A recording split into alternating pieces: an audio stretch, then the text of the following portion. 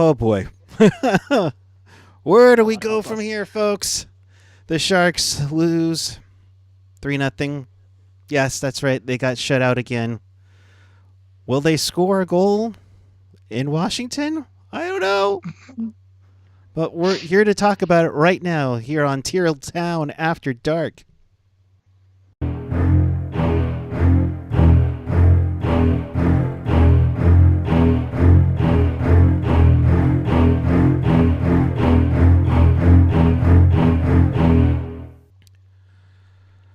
I can't even say good evening. I mean, for most of you, it is a weekend. Thank goodness for that, right? But it's October 27th, 2023.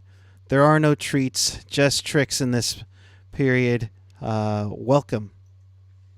Yeah, welcome to another episode of Teal Town After Dark. This is your live interactive Sharks post-game after every single game. So if you want to be part of the show, here's how you do it. Chat with us and fellow Sharks fans all over the world in Sharks territory on the YouTube page or the app. Of course, follow us on the social because we need, if we're going to go through hashtag torture Teal together, we need you, buddies. Please find everything at tealtownusa.com. And, of course, Venmo us at TealTownUSA if you want to support the podcast. Or you could do that in the Super Chat with a donation there. Good evening. Welcome. I have Jules. But first off, gotta say, are you okay?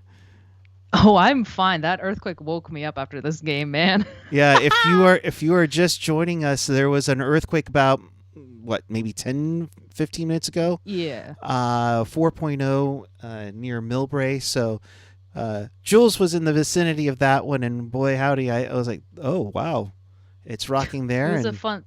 It was fun. It was fun. It was a nice little wake up call after this game. Just for a very fun Eklund comment, which we can get to later. But yeah, no, it was a fun wake up. And they got rocked by a hurricane. That's for damn sure. Oh boy. So the Sharks continue this road trip where,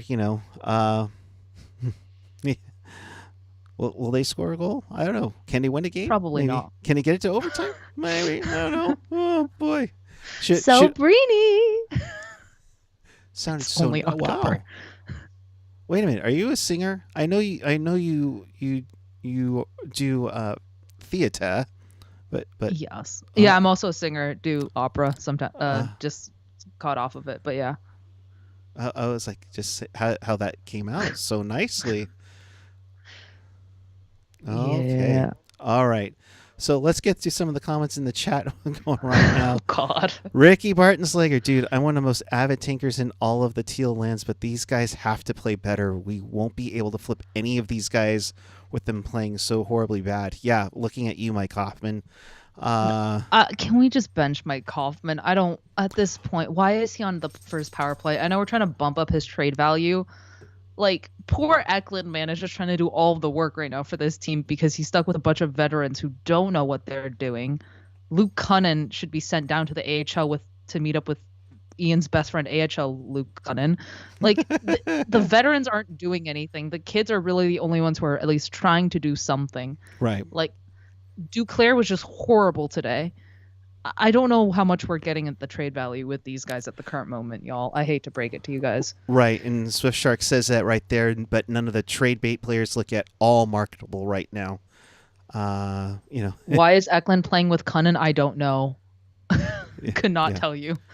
Tier Runyon, I'm kind of with you in this sense. Heads up, here come all the negative Nancys. Like we expected this team to improve after trading Carlson.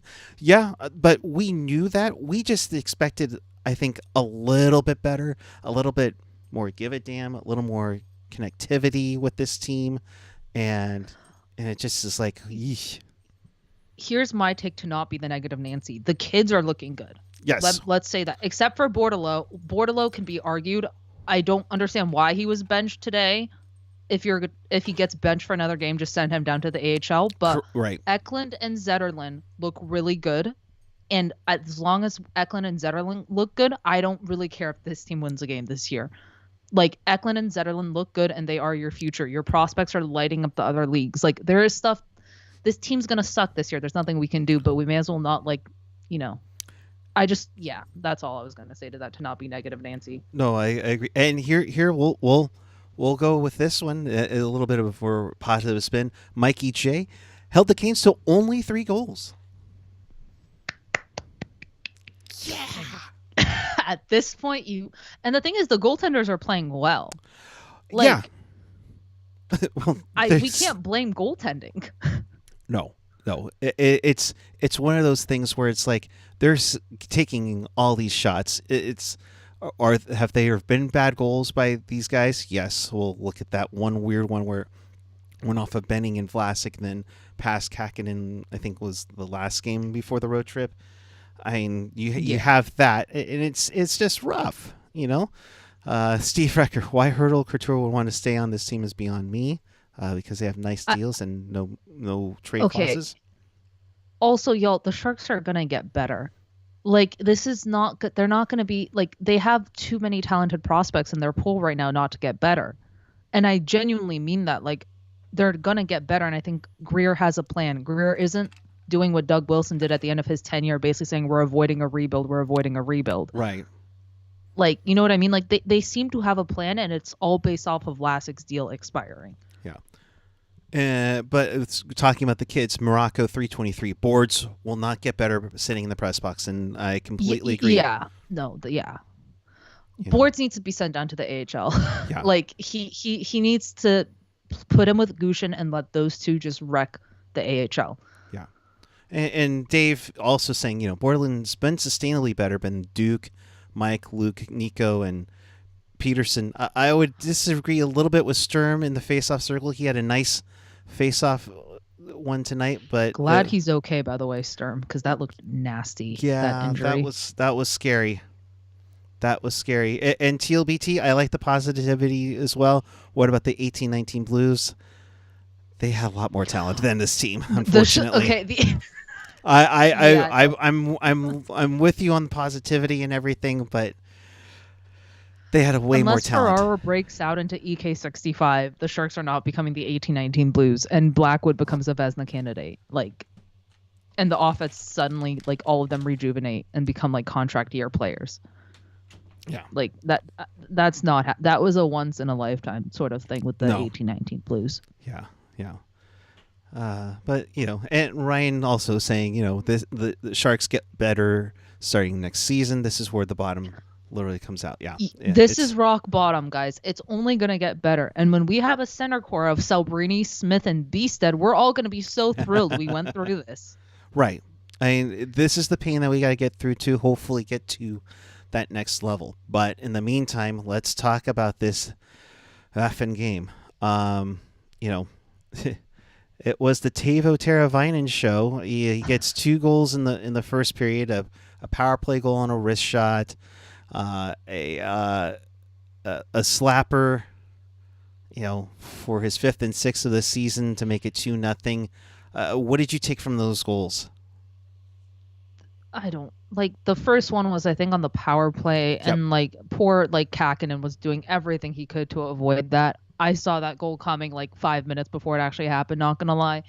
Like, the Sharks cannot get the puck out of their zone because they don't have the talent to get, like, the blue line doesn't have the talent to get it out of their zone. Right. So they get hemmed in, the goalie basically gets exhausted to the point of no return, and then when he actually has to make a save, he just can't because he's been doing everything else for the defense. Right. So, like, I saw that goal coming. It was a pretty nice tic-tac-toe play there with Jarvis. I'm glad I added him in fantasy before he played the Sharks. Good job. It was like there was not much that could be done there, and like I really don't want to blame Kakinen there because that's just the Carolina Hurricanes are more skilled than the Sharks. Yeah. Like, this wasn't like last night where the Sharks just butted out. Like, they're just more skilled. It was a skilled play.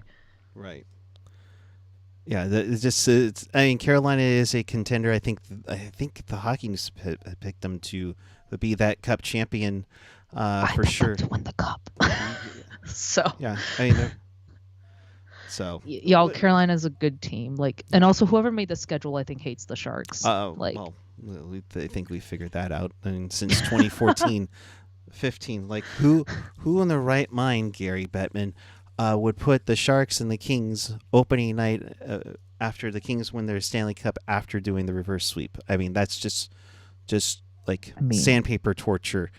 But that's Who gets years all ago. 4 division winners after probably being the worst, knowingly being the worst team in the league. So no scoring in the second period. Third period, Teräväinen completes the natural hat trick with a nice little snapper to make it 3-0 Carolina. But as you said before, this isn't completely Kakkonen's fault at all. I mean, yes, he did let in 3 goals, but he did stop 37, for crying out loud. I mean, the goaltenders have been a little bit better, albeit they've had some tough nights too, like we saw Thursday night against Tampa. Thursday, the entire team had a tough night. Like, that was just not pretty. But, like, you're going to get scored on when you never have possession time. And the league's becoming, I've said this again and I'll say it again, and you'll hear me saying whenever we do draft content, like, the league's becoming more of a possession league. Yeah. And if you don't have the puck constantly, there's not, like, the best goalie will not, like, you could probably put Carey Price behind this team and they're still going to lose 3-0 tonight. The offensive capability of this team has potential, but it has not met. And to have a shutout streak right now of 151 minutes, 30 seconds, to be 0-7-1, and to, I mean, I forget what we got, eight goals, 5-on-5 goals in the season. And I don't think they've scored an even strength 5-on-5 goal because the Florida goal was on the PP. So, like, I don't remember the last time the Sharks scored a 5-on-5 even strength goal. Yeah, it goes back, I think, to what might have been the Bruins, I would say. The hurdle goal against Nashville, was that? Or was that a power play? Nashville. Yeah, I don't remember. I feel like it was either Duclair scored against the Bruins, so I think it was the Bruins, but yeah. So, like, our point is that they haven't scored 5v5 at all. The last time the Sharks have scored 3 goals, it was in 3 different games, and it was 2 games ago. Yep. So that's pretty much it. Anything in particular that you saw tonight out of, let's say, Vlasic, who came back into the lineup for Matt Benning?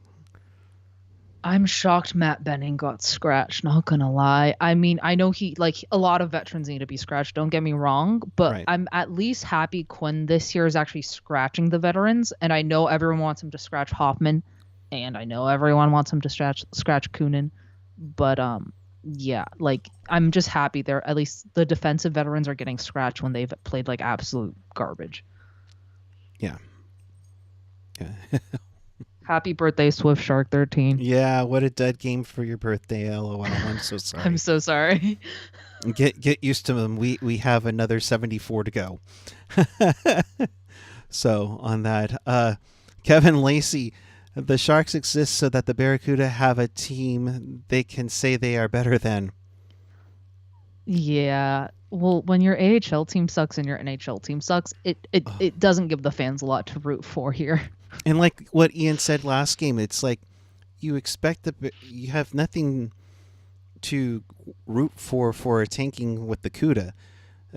That team needs to be better, big time. Here's what I will say to that. A lot of the Sharks core that's actually going to be the core when they're competing is not in San Jose yet. Musty, Smith, Beasted, Havlet, I can go on. The ones who are probably Gushko, those guys, the 2020 draft class, like LaRock hasn't played a single game this year. Like, a lot of our actual core in the future is not present at the moment. These are all kind of just fillers, I feel. Like, because, like, when Smith, Musty comes over and the CUDA still suck, then I will listen to it. But, like, right now, half the Sharks core isn't even in San Jose. Like, we're in the weird part of the rebuild where, like, they're all still demolishing their junior leagues. Yeah. So Kevin, yeah, at least the Barracuda, or as they will be tomorrow, Tigres del Mar, against the Coachella Valley Firebirds. Oh, God help us. Oh Lordy. Although I thought I heard that Coachella was like last place in the AHL. Let me get. Does it matter if they're still somehow Colin will somehow get a hat trick? Who knows? I look at the standings for Henderson Silver Knights, and they've won 5 games, and 3 of them are against the the CUDA. The Firebirds are 1-2. The CUDA are 1-2-2. So should be a riveting matchup tomorrow, and they're going to have a lot of fun stuff going on at Tech CU Arena. So that's going to be fun to see and look out for. So that let's get to some of the quotes. AJ, thanks, buddy, for getting those. Appreciate that. A lot of love for Eklund here. Eklund, when asked on how they can get out of the streak on Sunday, we win the game. Now that's good. That he's like y'all like this. Even Mermenda said it. He was the best player on the ice tonight. And just having that third period rush where he got cross checked like 4 times and slashed, and the referees say, ain't care. So like there was literally Shea was like on him like third period cross checking him constantly. The dude still manages to get the puck, and like he deserves the praise, and like I'm glad Quinn's actually praising the rookie. Like, thank you. Yeah. Also with this, sorry, keep going. No, go ahead. I was just saying, y'all, I'm not saying all of those prospects that I mentioned are going to hit. I'm saying that the Sharks have a lot of good prospects in the system, and of course not all of them are going to hit, right, but a handful of them will hit and become the next core for the Sharks. I don't know who said that in the chat, but I'm just clarifying those words. But also, some of those prospects end up being a trade. Now, granted, we're in a different management regime, and they may not see it as that way, but who knows? They could be a prospect in the pick to try to get somebody over here eventually when the team gets good and has something called cap space once again. The Sharks just haven't had this good of a prospect pool in a while, so it's exciting when you have guys lighting up the OHL like Haltman is with like 9 goals. So we get excited about that. Hang on. We're gonna talk about the kids in a little bit. I'm jumping the gun today. You I know it's Friday night. You're excited. If you're near my favorite restaurant in the city, I'm very jealous, but I digress. To continue on with Eklund, I want to get better every game. I want to get on the score sheet. We all need to. I mean, little Captain Obvious there, but, I get it. Burrows, Eklund was just buzzing. You love to see it. That's a copyright to Hockey Jerk. Kyle Burrows, shame on you. We look to him to take steps forward. Okay, so I guess we don't look at Kyle Borderline. Burrows is PP1 quarterback. You don't dish Kyle Burrows PP1 quarterback, puck guy. Hey, I'm not, but the officials are, because if you throw a body check, that's apparently a tripping penalty now. Normally.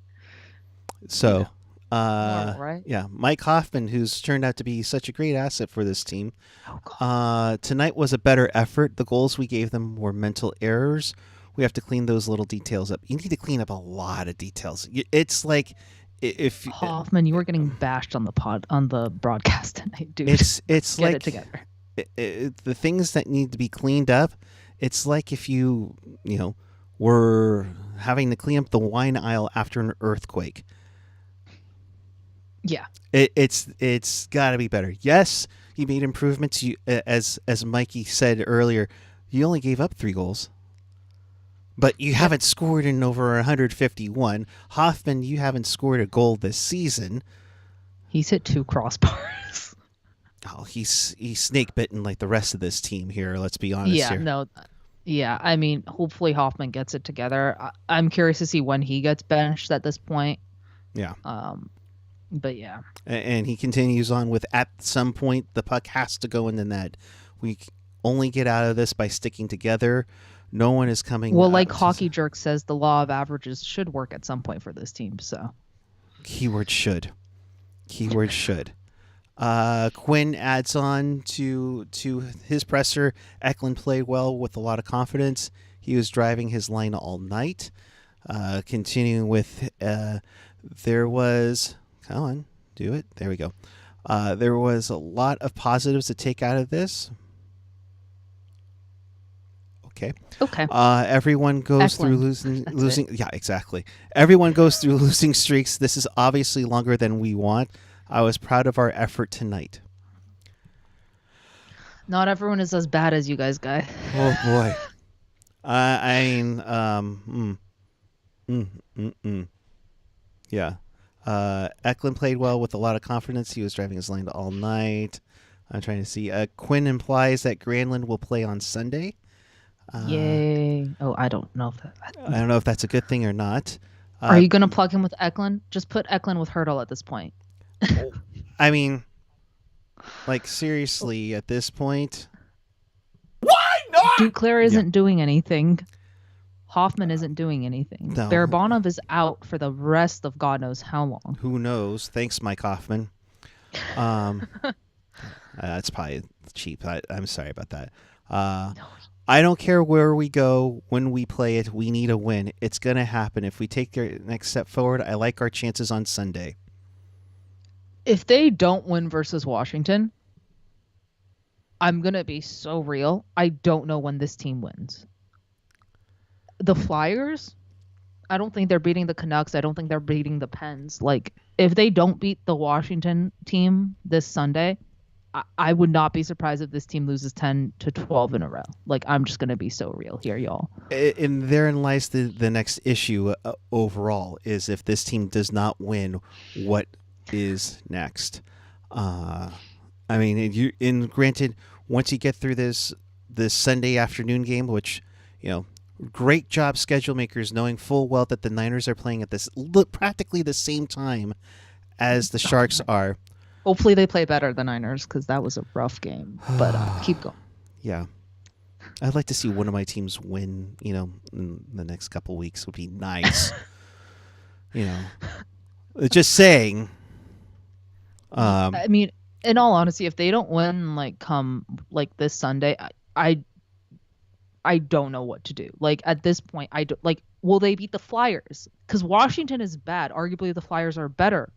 Like, I don't. Last time I looked at the standings, they may have changed. Don't quote me on that. But I don't know when they win a game at this point. So let's take a look at the schedule, shall we? I mean, at this point, why not? Why not? And who knows? The Oilers are going to end up with Celebrini at this rate. Don't you dare, Relegation. Jules, look at me here. Don't you dare. I had to make that dark joke. I'm so sorry to everyone in the chat. I mean, let's put him on the wing on our fourth line. He'll take over the spot that we lost Kyler Yamamoto in. Seriously. Yeah, whoever loses to the Sharks at this point, I saw this on Twitter, should just be relegated. Yeah, honestly, one of the Sharks should be relegated. Anywho, let's look at the Sharks schedule. Yeah, so they have Washington and then winnable. Then you're home to the Canucks. You're home to. That's also. And the Canucks have been playing pretty good too. They took down Nashville, so that means something. Then I don't know what to think about the Canucks this year, so I say that's winnable. How many times have we said that over the years?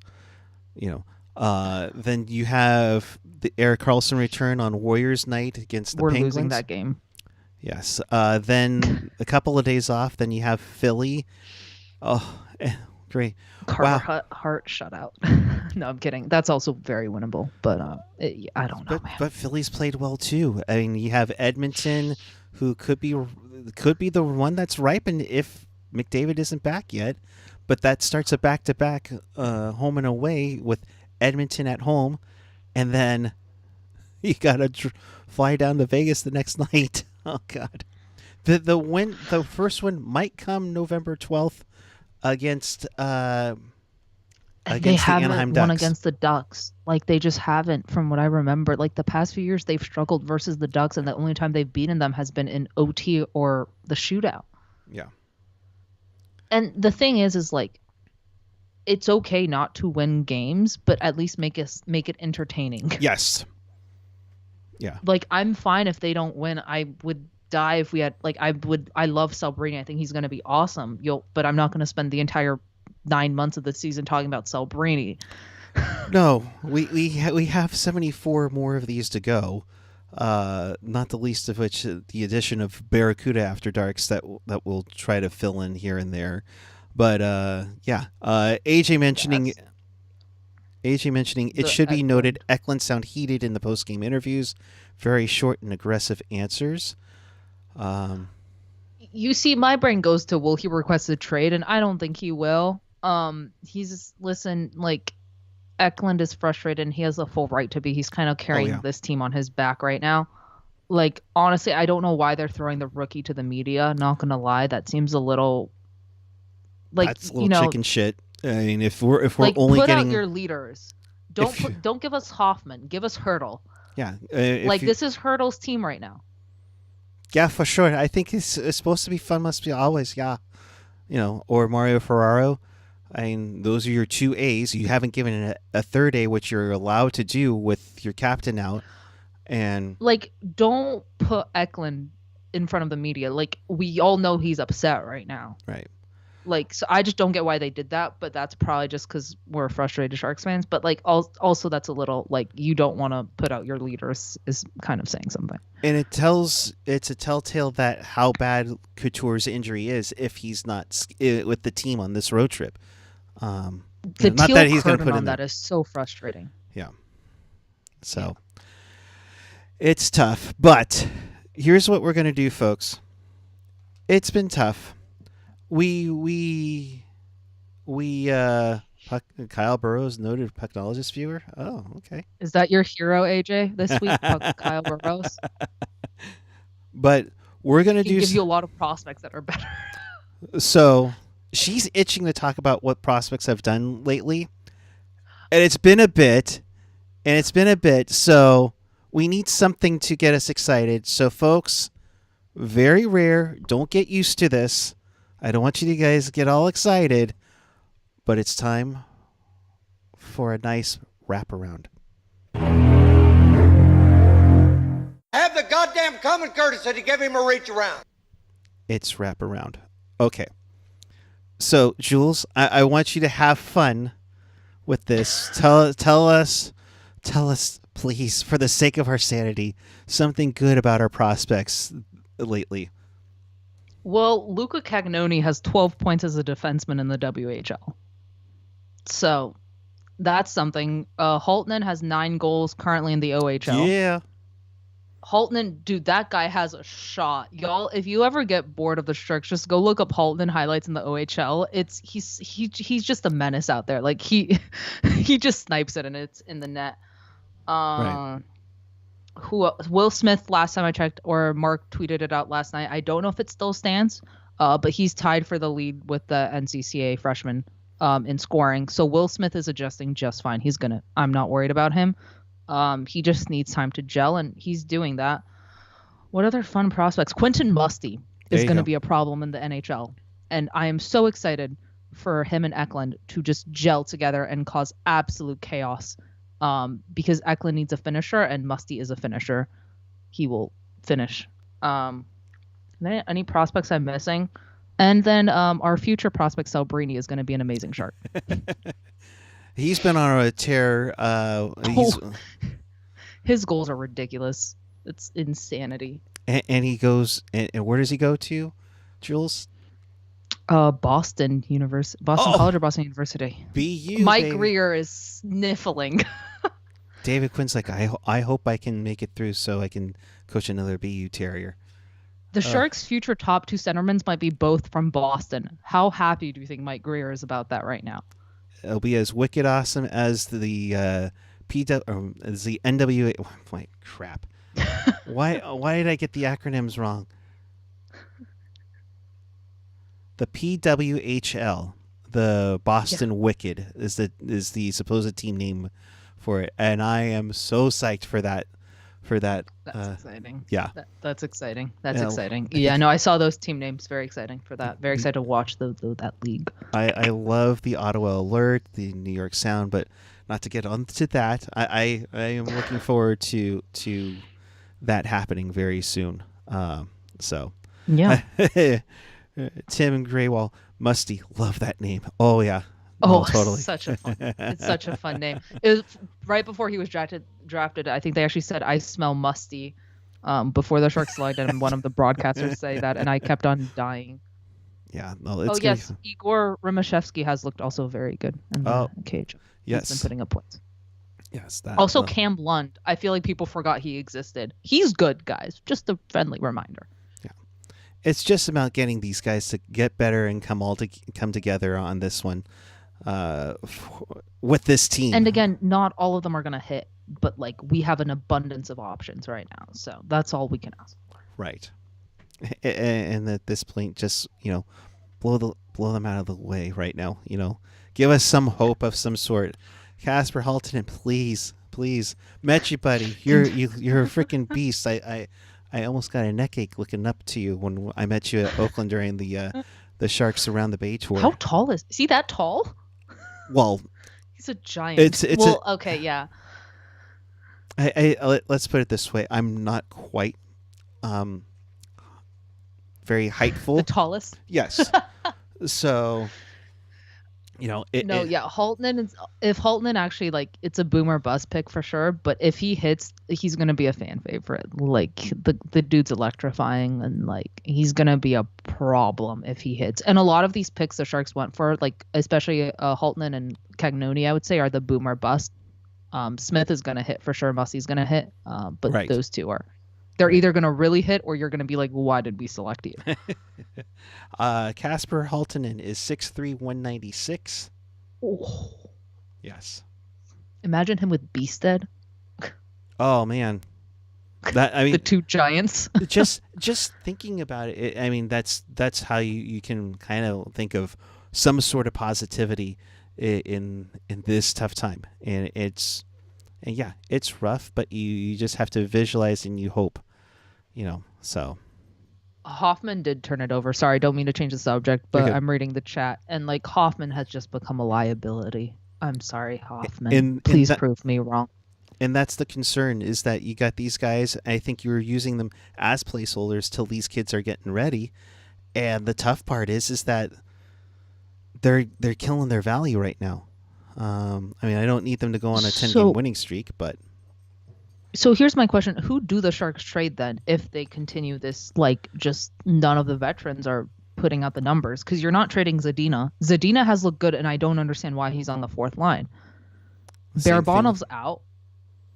The same thing with Bordelot. I mean, what do you get out of that? I mean, I get that now you're kind of borderline needing to start trying to find a way to win games, and that's why Ryan Carpenter got called up. And you need some veteran presence. Like, do you trade Banker? Does he have any value? He might. He's been playing good. I think he's just snake bitten, but I can say the same. At least he's not turning it over as much as Hoffman. And I'm not a Hoffman hater. I like Hoffman. He was a very good Shark the first time around. Yeah. But like, it's just like, do something. Do anything positive. Like, do something. Let us trade you for something. Yeah. Something, anything, please, for the love of God. So that way I can actually use this sounder. We have a trade to announce. Thank you, Kevin. Properly, yeah. Go ahead. Like, they'll be able to trade people.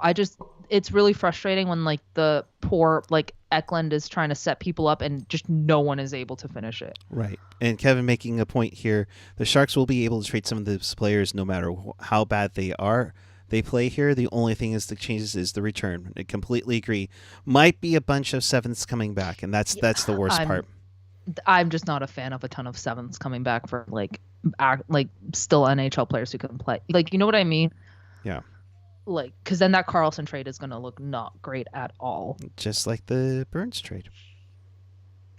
The best trade Greer's done right now by far is probably the Timo trade, and that's a very low bar. So yeah. Yep. And again, it's a matter of time, but it's those things that have to get going here. But patience and pain are the key. Too. That's the big one. And again, I am curious though if we see a Vlasic buyout. Ah, boy, that would be something. That would be interesting for sure. But yeah, just tough all around with what this roster will look like in 3 months. Kevin Lacey. Hopefully better. Yeah, AC Mont for fourth. Look how Yeah. AC Mont's developed. Y'all, they weren't going to be able to keep Asimon. I don't remember who said on the podcast. They weren't going to be able to keep him. Mhm. He would not want to stay in San Jose. So Greer made something out of nothing. And of course he scores on us. Of course. I mean, hashtag that's so Sharks. Post-Teal syndrome. Of course. That's when it's really kicking in. No, yeah. And also cap space is an asset, y'all. The Sharks are going to have a buttload of it this next season. Mm-hmm. So, and they're not signing any players long term. Greer's waiting out for Vlasic's deal to be over or for him to be bought out. I don't know which one it is. Greer, pick a direction. Yeah, like y'all give Greer a chance. Greer a chance. I don't know the specific answer, so if you or the chat can help me out. If he were to retire, what does this contract stay at? Does it stay on the books? Is there a penalty? I'm curious. Does anyone here. know the answer to that? Kevin, Jules, anybody? Bueller? I don't know. I know when Duncan Keith retired, the Chicago Blackhawks did get penalized for it, or somehow not the Edmonton Oilers, but the Blackhawks got, because they were the ones who signed the contract. They were the ones who got penalized for that. Right. So I'm assuming there would be some sort of penalty against the Sharks. I am just not sure what that penalty is. But that is a trade that they had, so it does come back, which is why Shea Weber is still a member of the Arizona Coyotes. Well, the Arizona Coyotes have like a Hall of Fame lineup with all the players they just have kind of there. That's also kind of salary manipulation, but we don't have to get into that. But yeah, no, I don't know I also don't think Vlasic's going to retire. I think if anything, the best situation is the Sharks and Vlasic agree to terminate the contract. But I don't think that's going to happen either. Because if Vlasic wants to win a cup, he knows he's not winning it in San Jose anytime soon, at least not for the next 5 years. Right. So I don't know the rules for that. Yeah, Kevin is saying it shouldn't be a penalty. He didn't sign the contract at age 35 plus. Oh, that's the rule. Okay, good to know. Yeah. And Kevin, you maybe help this out with Swift Shark. If Jones retires, do we save on his buyout? Is there a buyout penalty if he were to retire, even though we bought him out? I would think not, but it's the little bit of the mumbo jumbo that this team has to go through before it gets any better. So, I mean, the contract situation has gotten better since 2020. Yes. We have to say that. Give Greer credit. He was given a pile of garbage and has somehow made it less of a pile of garbage. Just don't look at the results of the Sharks. We don't talk about that. But yeah. Getting Burns out was more symbolic. Yeah. I mean, you kind of had to turn the page on the last core, y'all. Pavs was great, Jumbo was great, Burnsy, Carlson, they were all great, but at some point the Sharks had to rebuild and you have to let it go. They're finally accepted. Joe Pavelski being on this team will not have saved this club. Would it be improved? Yes. But then you'd be complaining about, oh, great, Pav scored the game-winning goal, and now we're picking 7th. Yeah. Would you rather be a mediocrity franchise who always gets the 11th or 10th pick, or would you rather be a franchise who's finally accepting a rebuild and getting the top-notch elite prospects? Yeah. Because then you're just the Vancouver Canucks. I'm so sorry. I just called them out. But you know what I mean? Wow. You had to say Vancouver. Did somebody say Vancouver? Yeah. Yeah. So. It's going to get better, y'all. We don't have to be negative Nancy's. It's going to get better. Relax. But we're going to go through pain. Yeah. Pain and patience, my friends, is how we're going to get through this. So. All right. With that, I think we shall wrap this one up. In case you missed anything or you want to watch this again, check us out on tealtownusa.com or your favorite podcatcher. You can find us wherever you get your podcasts. Of course, if you're watching on YouTube, subscribe, hit that notification bell. That'll let you know when we do go on the air, whether it's breaking news, post-game, the Pucknologists, you name it, So, Jules, thank you, my dear. Thank you, Puckeye. You have a wonderful weekend. Highly recommend Cha Cha Cha if you haven't gone to the Hate. lately. Oh my god, that shrimp is so good. But or that paella. Okay, girlfriend, if you're watching, we need to get there soon because I'm salivating over it. So We're no longer cover sharks for covering restaurants now. Yes. The rest of the season. just wait. That's the off-season content for us, folks. So yeah. So we'll be back with you Sunday following Sharks and Capitals and 49ers and Bengals. Pucknologist will be on at its regular time at 7 p.m. Pacific. So, Jules, your last words?